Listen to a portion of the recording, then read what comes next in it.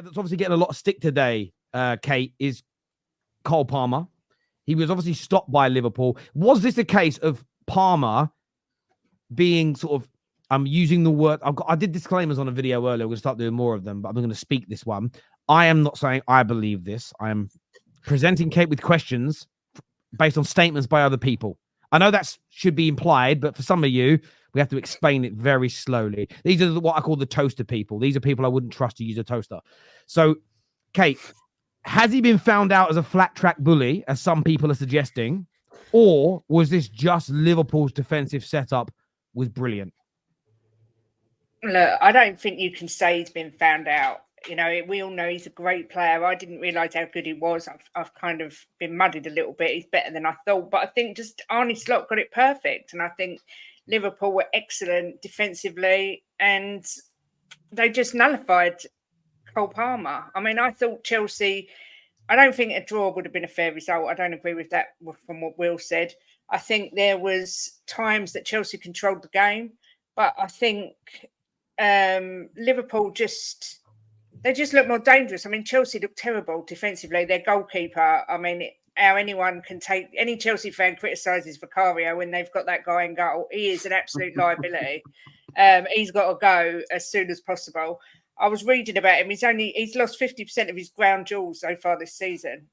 He's just an absolute liability. And I think they look really frail in defence. But with Cole Palmer, I just think, you know what?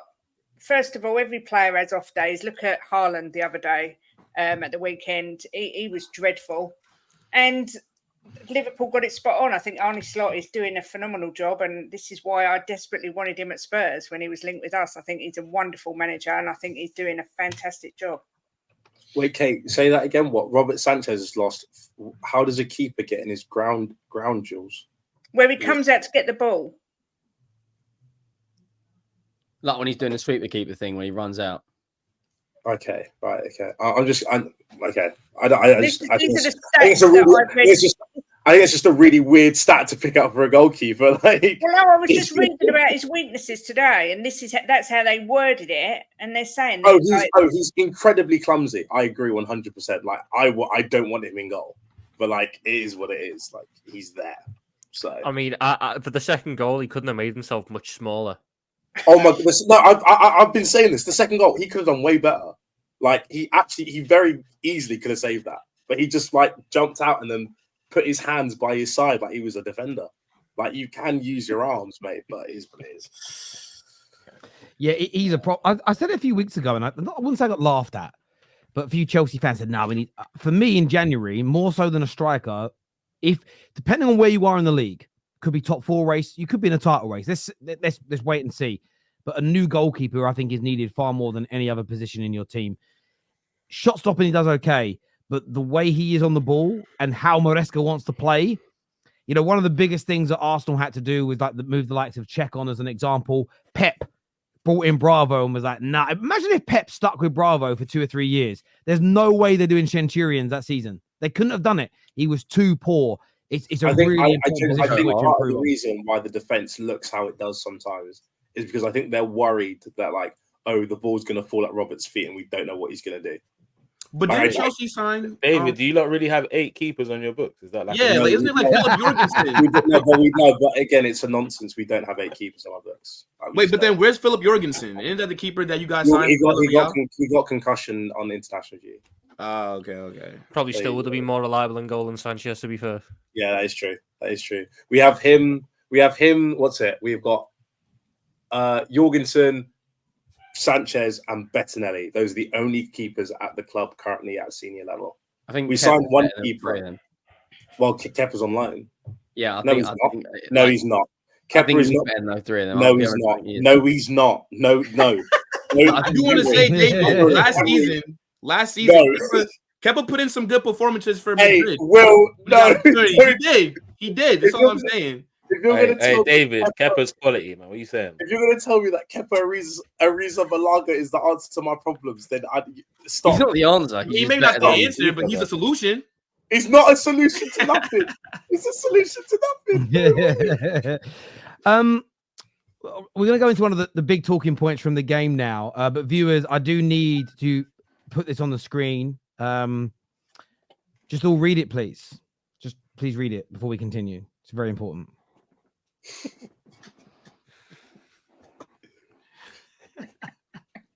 It's just important because I know people get very upset by questions. So I thought if I do this, it will stop people being upset by questions. I hope that's okay. I hope I didn't make any spelling mistakes. I am dyslexic, I promise. So there we go. Should Chelsea have had a penalty? A lot of people think they should have had a penalty for this, Tom. What are you saying? If it was given, I wouldn't have moaned. So yes. Yeah, but I'm not going to say that. I'm not going to say that. But yeah, if it was given, I wouldn't have moaned. It's the one time that Trent didn't nail it, and he's a little bit unlucky with it. But it's one of them ones which is clumsy. And Like I mean, the ref yesterday for both teams as well was unbelievably bad. He was unbelievably bad. Oh my god! Arnie Slotter's been the picture of composure, and he had that man pulling out hair that he doesn't even have anymore with some of the fouls that he was given. Didn't he get booked as well, Arnie Slot, for he got booked. He got booked for the pen. Little sidetrack. I still think the worst decision of that whole game was the Nunes shoulder barge. Oh my god! That was one of the worst decisions I think I've ever seen on a football field. That was dreadful. But the red card was the worst, to be fair. With the red what? The tossing one.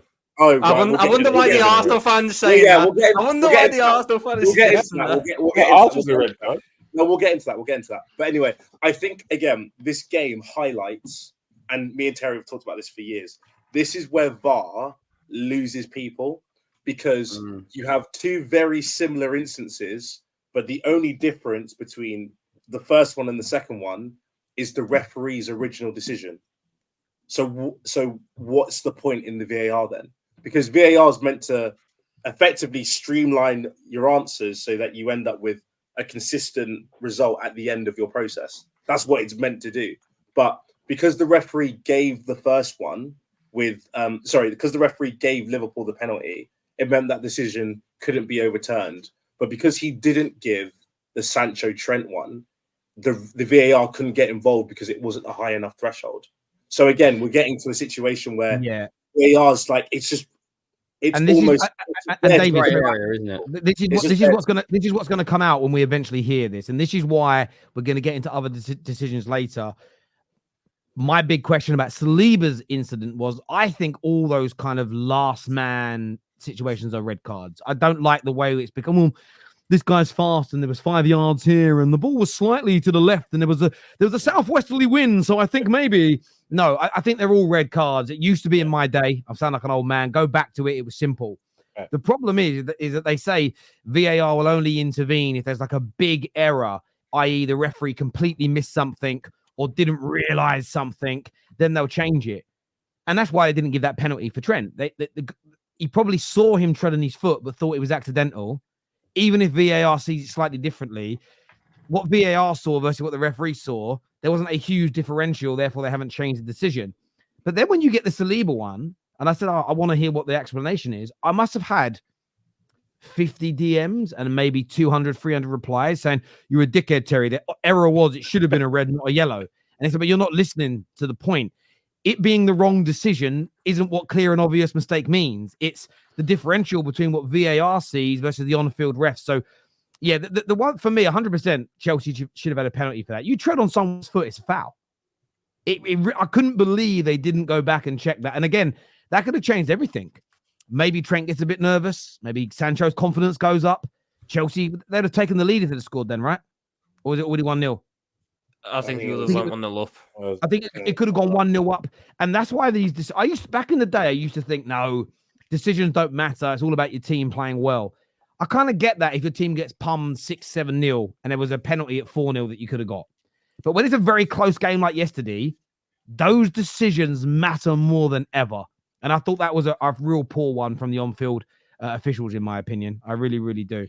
Just quickly one of many poor ones, to be fair. Yes, there was loads. The whole weekend there was talking points in every game. But Will, I don't watch a huge amount of La Liga, but I do watch the odd game. Do you get this amount of talking points from VAR in La Liga? Nah, not as much. Sometimes though, like there definitely is like weird calls that get made in like Madrid games and stuff like that. Because I know you had the But- Bellingham one last. Was it the beginning of the season or last year where the cross went in, but he headed it as he blew the whistle, and it was a yeah. That was against like Valencia last season. Yeah. Like they let us play.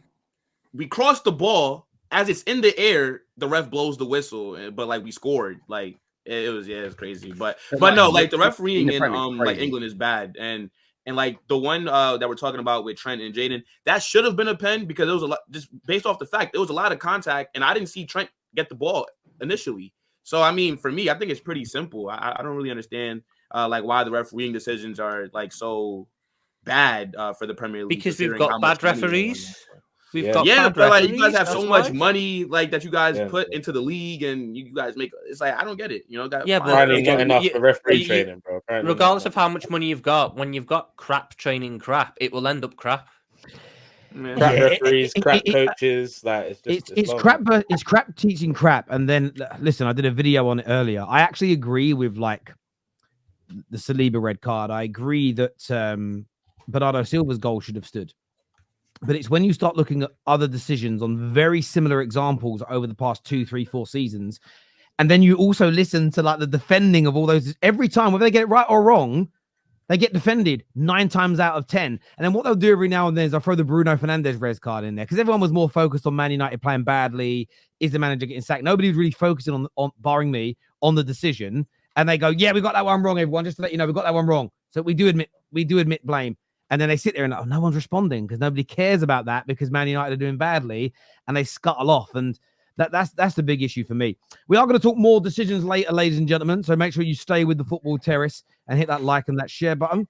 Debbie here says, okay, guys, let's hear it. You guys don't give my Barca a chance this game. I mean, everyone's definitely giving Barcelona chances this year. You guys look great. You look great. You've got a better manager. Lewandowski. By the way, it shows projects, isn't it? So it shows the project that Johan, sorry, not Johan. It shows the project that Jordi Cruyff and co have been putting together was working. You just had a manager that weren't up to scratch. Like you didn't do a complete rebuild in the summer. So I keep saying, go and do some research on it. But well done, Debs. We only gonna struggle against big teams. It's reversed. Sorry, it's reversed. Instead of struggling against the small teams, we'll struggle with the big teams, but not terribly. Like I don't think Chelsea did struggle against Liverpool yesterday. I wouldn't call that a struggle. It was a very close game against one of the best teams in Europe currently at their ground. I think we have to normalize losing narrowly away against big rivals in big games. It's not as much as Real Madrid fans want to win every game and the hankies come out. They go away to play a good Barcelona team and lose narrowly 2-1. They're annoyed they've lost, but they're not asking for managers to be sacked in the context of that one particular game. Maybe if he's on a run of 5 or 6 losses, but not even you guys, all right? You Madrid fans are like, hey, Terry, I tell you what, we lose next weekend. It might be Carlo out. You let us. You let us lose. We have been shit this season. We've been awful.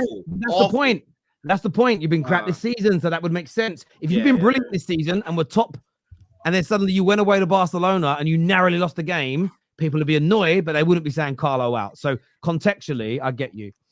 I say that until we get rid of Sanchez and bring in defenders in January. I hear what you're saying there. Terry's disclaimers are top shelf banter. We've got another one for you soon, mate. Don't you worry about my disclaimers. It's just for the toaster people. That's all it's for. Slot improvements to Konate on the ball is insane. Everybody looks... I mean, Trent's improvements defensively are great. But that's because they're less offensive. That's why he's only got 1 assist so far this season, Trent, in the Premier League. Because they're going about the game. But what it proves about Trent, which is amazing, is I remember this debate we had 3 or 4 years ago. When football changes or your manager changes and they want a defensive right back, can he be that guy? He's shown that he can. He's shown he can do both jobs, which makes him one of the, in my opinion, if he continues in this vein, I know Carl Walker gets told he's it. Gary Neville gets told he's it. If he keeps this defensive level up for 2, 3, 4, 5 years, could be, I think the debate whether he's the greatest right back of all time in Premier League history would be answered, unfortunately. I don't think he'll be in the team in I was going to say he's going to the Bernabeu. So yes, thankfully he's leaving. Thankfully he's going. It'd be amazing. The problem is the different variations within the rules for the same rules need to be addressed, simplifying it by taking out variations. Have a blanket rule. Listen, I agree with you. I do agree with you. Do you know what's mad? Last man has never been a rule. We all say it, but it's never been a rule. I actually just think it should be. Just bring the rule in, and then you make it objective, like the lines for offside. And if the last man brings someone down as they're running through towards goal, towards the corner flag, or it doesn't matter, just a red card. Make it more simple. It will make things so much easier. It really, really will. It's funny because you're looking at how they're trying to like deal with it, and they're going like, "Oh, well, Ben White's quick enough to get back there, surely." And you're going, because the referee in the moment is going to go, right, well, I know how fast Ben White is from when I watched him in such a game last year. I reckon he might have the pace to catch up to him in this moment. All in a split second. Well, the thing is, you can't create a rule for football in any country that's based on having VAR to review it, because what you can't do as a ref is, in the matter of seconds, go, okay, how far was he from goal? What direction was the ball going in? How many covering defenders? How far were they away? How fast are these defenders versus how fast is this striker? Does this striker have a good first touch? And is he good at finishing? Is the goalkeeper good at one-on-ones? You can't think of all of that in the moment. And you can't let VAR assess that for you, because what about all the leagues in England that don't have VAR? You can't have a different rule for the Premier League than everywhere else. Simplify it, fix the game. It's because you can't criticize them. It's yellow. Like, yeah, it's because you can't criticize them. You can't say anything, or you'll get fined. We treat the PGMOL like they are sacred organization. Yeah, and then we have them on podcasts and and as Goldbridge said, dunk biscuits with them and make it all fun and games. It is. Did any of you hear Mike Dean as well yesterday for the penalty that got overturned? And before the VAR review, he's sitting there going, "Oh well, it doesn't matter if he's got the ball. He's followed through." And then once he sees it goes to VAR, he goes, "Well, he's won the ball." So what I saw yesterday, every time they went to Mike Dean, straight away, didn't even think. He went, "Yep, right decision by the referee." And then when VAR overturned it, now I've seen VAR, I've changed my mind. They only have Mike Dean on there to back the ref. He ain't there to be objective and give an opinion. It's crazy. It really, really is.